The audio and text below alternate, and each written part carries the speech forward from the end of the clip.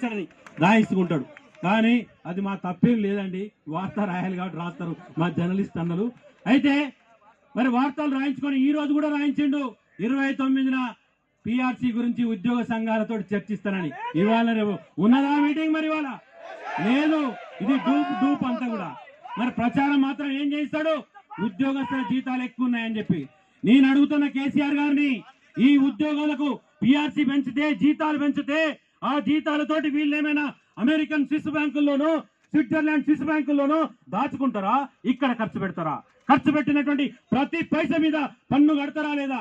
మీరు ఒకసారి ఆలోచించుకోండి. నిత్యావసర సరుకులు కొంటే పన్ను, కారు కొంటే కన్ను, బండి కొంటే పన్ను కట్టాలి.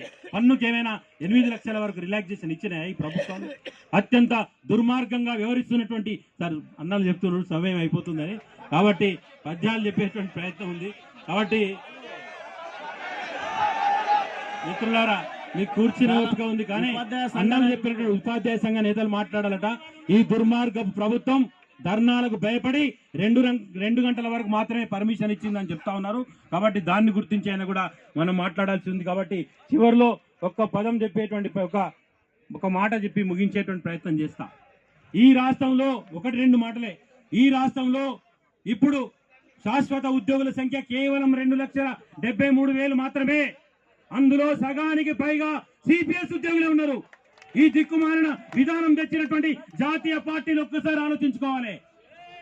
ఏళ్ల తరబడి వయసు ఉడిగిపోయేదాకా ఈ ప్రభుత్వాలకు చాకిరీలు చేస్తే, దిగిపోయిన తర్వాత పెన్షన్ కోసం దేబరించాల్సినటువంటి దుస్థితి తీసుకొచ్చాయి. ఇప్పటికైనా పునరాలోచించుకోండి. జాతీయ పార్టీ నేతలు ఆలోచించండి. ప్రజల సంక్షేమమే మీ యొక్క ప్రధాన ధ్యేయంగా ఉండాలి.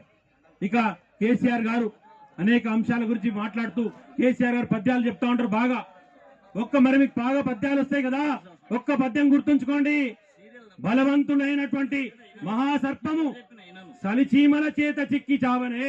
గుర్తుపెట్టుకోండి, ఇక్కడ చీమలు గూడినాయి, నీ చావు తప్పదు, నీ ప్రభుత్వానికి బొంద పెట్టడం తప్పదు అని చెప్పేసి చెప్తూ ముగిస్తున్నాను మిత్రులారా. Thank you.